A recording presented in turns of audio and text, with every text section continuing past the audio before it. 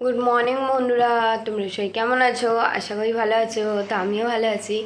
পায়েল প্যালিট ব্লগসে তোমাদের সবাইকে স্বাগতম। তো আজকে নতুন ব্লগ নিয়ে তোমাদের কাছে চলে এসেছি। তো বন্ধুরা, আজকে সকালে আমি তাড়াতাড়ি ঘুম দিয়ে উঠে আগে ব্লগ আপলোড করলাম। তারপর তখন ঘরে কেউ ওঠেনি বলে আমিও গিয়ে ঘুমিয়ে পড়লাম। তো এইসবে গিয়ে বাবা মা তুললো। তো আমি এইসবে চা করলাম, তো চা খেলাম। তো মাসিটা এখন অবধি উঠিনি। মাসি উঠলে মাসি নিজের কাজ করবে আর আমি আমার কাজ করব। আর আজকে তো রবিবার, তো স্যারও পড়াতে আসবে, তো তাড়াতাড়ি কাজগুলো করে নিতে হবে। তো এবার যাচ্ছি আমি আমার কাজগুলো করে নিতে। তো করে নিই, তখন তোমাদের সাথে কথা বলবো। তো বন্ধুরা, আমি ঘরে এইসবে সমস্ত কাজ করে উঠলাম। আর এত গরম লাগছে, মনেই হচ্ছে না শীতকাল আছে, যেহেতু কাজ করছিলাম বলে তার জন্য গরম লাগছে। তো এবার যাচ্ছি আমি চান করতে। আর মাথায় শ্যাম্পু করতে হবে, যেহেতু তেল দিয়েছিলাম বলে। নাকি এই তেলটা একদিনই রাখতে হয় চুলে দিয়ে, নাহলে চুল পড়া স্টার্ট হয়ে যাবে। আর এমনিতেও আমার চুলগুলো অনেকটাই ঝরে যাচ্ছে বন্ধুরা। যতটা গাছের পাতা ঝরে না, ততটা আমার চুল ঝরে যাচ্ছে। তো আমি যাই মাকে দেখে আসি, মা কী কাজ করছে, চলো দেখি। মা কি করছো? ও, আর এখানে কি কাটাকুটি করছিলে নাকি? ফ্রিজের লাইট বাবা ঠিক করে দিল। ওটা ঝরে মনে হয় দরজাটা খোলার জন্য ওটা বন্ধ হয়ে গেছিলো। আজকে রান্না করবো ফুলকপি আলু ভাজা, ভাত ডাল, ডিমের অমলেট করতে হলে সেবার তোর বাবা। আর আমি একটু মূলো শাক আনিছি, কালকে খুব ভালো লাগছিল গরম ভাতের সাথে। তো একটু মূলো শাক করবো আর একটু আলু ভাতে দেবো। যাক, আমার টেনশন আজকে কাটলো। আমার এত ভয় লাগছে, আমি ভাবছিলাম আমি স্কুলে যেই ফিজটা দিয়েছি পেপারটা হারিয়ে দিয়েছি মনে হচ্ছে। আর অ্যাডমিট কার্ড ফাইনালে না পেলে বসতে দেবে না বলে দিয়েছিল। পেয়ে গেছে, ওটা ম্যামকে বলে দিলে ম্যাম।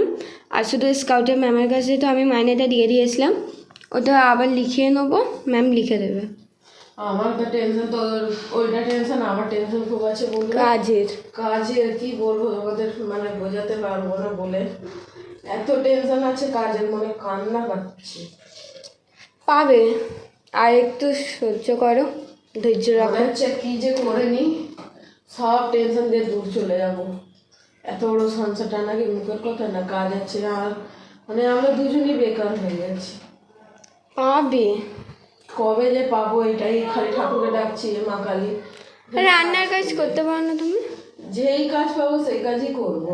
রান্নার কাজ আছে অনেকগুলো। আমি স্কুলে গেলে আমার বান্ধবীর একটা মা রান্নার কাজ করে, ওর সাথে আমি কন্ট্যাক্ট করিয়ে দেবো। ঠিক আছে, রান্নার কাজ করতে পারলেই হলো। ঠিক আছে, তুই কথা বলবি। কাজের চিন্তা, ওই জন্য কিছু করতে ইচ্ছা করছে, ভাবছি কি করবো। ছেলে মেয়ের পড়াশোনা, লাইটের বিল, ঘর সংসার চালানো, মুখের কথা নেই। সেই 6 মাস ধরে আমি বসে আছি। আর কি করবে? পায়েলের বাবা তার আগে দিয়ে বসে আছে, ওর বাবাও কাজকর্ম নেই বেচারা। কি করবো আমরা দুজন ভেবে পাচ্ছি না। ছাড়ো, আর কি রান্না করছো? এই তো এগুলোই তো কাটছি। ফুলকপি রেখেছি না? ও, ফুলকপি করছো? আমরা মা নিজে রান্না করছে, ফুলকপি আলু ভাজা, ডাল ভাত, ডিমের অমলেট, আর তাছাড়া অনেক কিছুই করছে মনে হয়, জানি না আমি ঠিক মতো। তো এবার আমি এসেছি চান করতে। তো চান করে একেবারে পুজো দিতে যাবো। তো পুজো দিয়ে আসতে তো আজ কতটাও টাইম লাগবে না, যেহেতু লাইটের পোকাগুলো নেই আর চলে গেছে, তার জন্য তো পুজোর কাজটা সেরে আসি, তারপর তোমাদের সাথে কথা বলবো। বন্ধুরা, চান করে পুজো দিয়ে একেবারে আমি গায়ে হাত পায়ে আর মুখে তেল মাখলাম, কারণ চামড়াগুলো ফেটে যায় শীতকাল হলে, তার জন্য বেশি করে তো ঠোঁট, তার জন্য হাতে পায়ে ক্রিম তেল মেখে নিলাম মায়ের বলার পর। তো মায়ের এখন অবধি রান্না করা হয়নি, মা রান্না করছে এখন অবধি। রান্না এখন অবধি হয়নি, রান্না অনেকই হয়ে গেছে। কি কি হয়েছে? আজকে করেছি বন্ধুরা ডাল ভাত, ফুলকপি আলু ভাজা, ডিমের অমলেট, মূলো শাক ভাজা, তারপর টমেটো পুড়িয়েছি, ওর চাটনি, আলু ভাতে। আজকে অনেক রকমই হয়ে গেছে। ও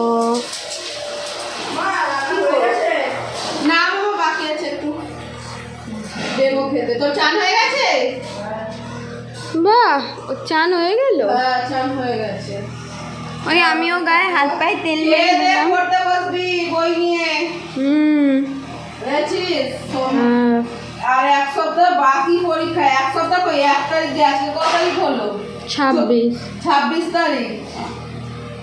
পড়াশোনা কর, নাহলে চোখ থাকতেও বন্ধ থাকবে। এখন বুঝছিস না তো? আমরা মূর্খ, আমরা পড়াশোনা করিনি, আমরা তার ইয়ে বুঝি।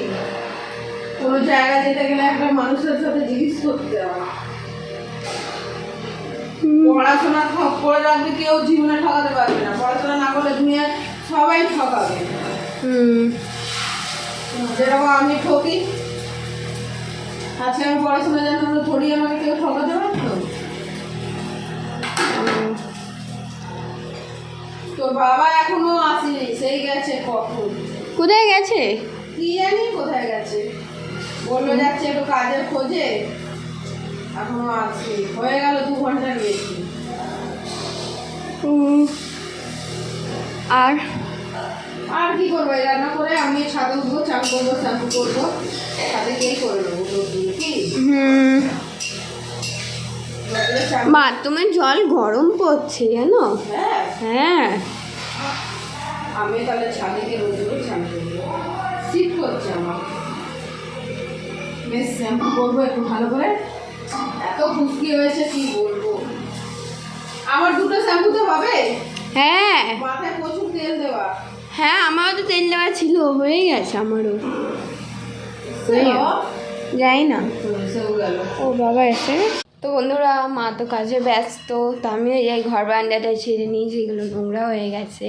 তারপর তোমাদের সাথে কথা বলবো। বন্ধুরা, এইসবে স্যার ফোন করেছিল, স্যার আজকে তাড়াতাড়ি পড়তে আসবে, এই জন্য মা আমাদের সবাইকে খেতে দিয়ে দিচ্ছে। না, আমরা 4 জন খাচ্ছি, আমি, দাদা, ভাই আর বাবা। আর মা, দিশা আর মাসি পরে খাবে। আর চান হয়নি এখন অবধি মায়ের। চান করার পর হাঁটা প্লেট নিয়ে চলে এসেছি বন্ধুরা, ভুল করে বললাম আইনে প্লেট চেঞ্জ করে আসছি বন্ধুরা। আর ওদিকে মাসি সানকে দুধ খাচ্ছে, একটু পরে ভাতও খাওয়াবে, কারণ ভাত না খেয়ে তো ঘুমিয়ে পড়লে সান আর বিকেলে উঠে গিয়ে খাওয়াবে, সেটা টেনশন লাগে, টেনশন হয়ে যায় মাসি। তো একটু আমি প্লেট চেঞ্জ করে নিলাম বন্ধুরা। দুটো একই দেখতে প্লেটটা, তার জন্য একটু কনফিউশন হয়ে যায় মায়ের সবসময়। তো একটু আমি প্লেট নিয়ে চলে এলাম, এবার মা খেতে দেবে। তো আজকে তো অনেক কিছুই হয়েছে রান্নায়, তো এবার যাচ্ছি খেতে তাড়াতাড়ি রিলস করবো। আলু ভাতেটাই মাখা হয় না, আলু সিদ্ধ হচ্ছে, আলু সিদ্ধ। আচ্ছা থাকুক, আমরা আলু ভাতে খেতে দে, স্যার পড়াতে আসবে, সাড়ে 7টে নাগাদ। স্যারের কোনো কথা থাকে না, স্যার মানে বলে আসবো, হুট করে চলে আসে।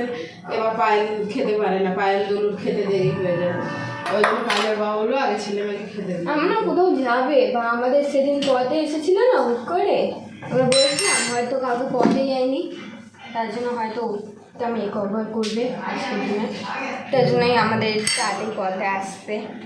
তো বন্ধুরা, এবার আমি খেয়ে দিয়ে নিই, তারপর তোমাদের সাথে কথা বলবো ছাদে গিয়ে। বন্ধুরা, আমাদের খাওয়া দাওয়া হয়ে গেছে, তো বাবা এখন ঘুমাচ্ছে, তা এখনও 1 ঘন্টা বাকি আছে রিলস করতে, আবার 4টে নাগাদ যাবো।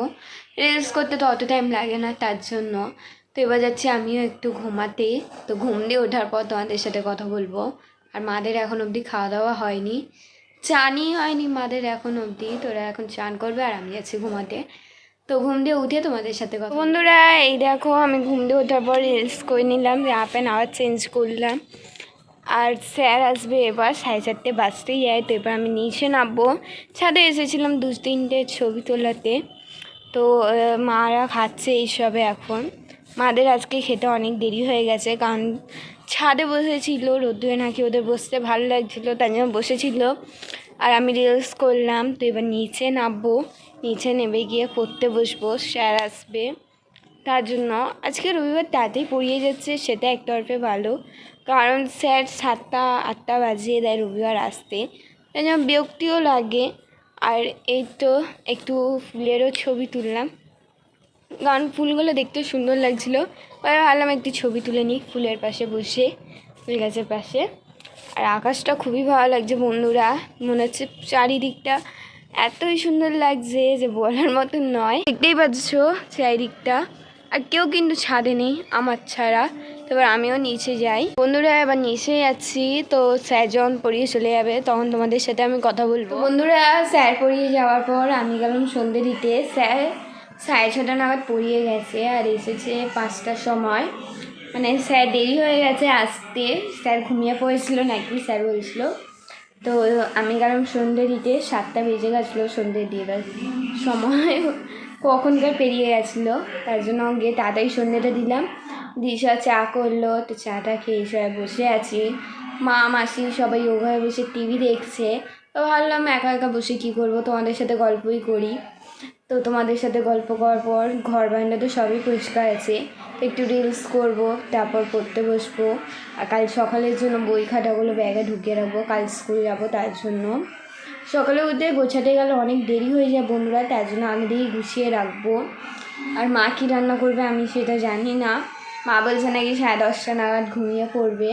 কালকে যেহেতু তাড়াতাড়ি উঠতে হবে, দাদা কাজে যাবে, আমরা স্কুল যাব, তার জন্য।